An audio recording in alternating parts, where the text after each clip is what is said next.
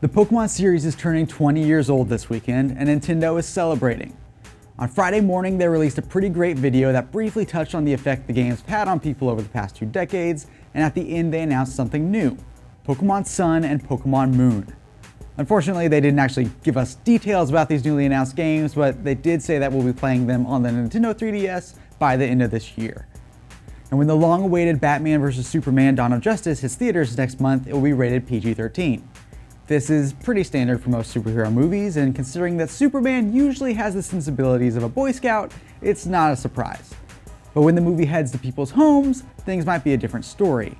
The MPAA has rated the ultimate edition of the movie that they say has more violence than the theatrical cut. Enough violence, apparently, for it to earn an R rating from the group. Cynically, it's hard not to think that some studios are looking at the overwhelming success of the R-rated Deadpool and saying, hey, we can do that.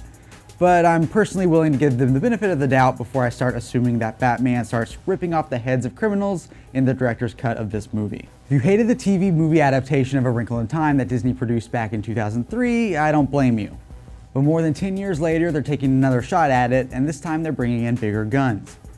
Deadline reports that Disney has hired Ava Duvernay, the award-winning director of Selma, to bring the classic novel to life on the big screen with a script written by Frozen screenwriter Jennifer Lee. Fingers crossed that they can pull it off.